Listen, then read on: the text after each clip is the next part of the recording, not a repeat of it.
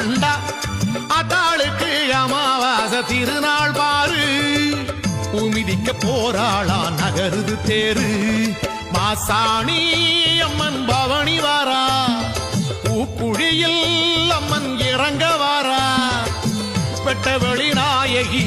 சுட்ட பிணவாடையில் கண்மயங்கி மாயான கரைக்கு வாரா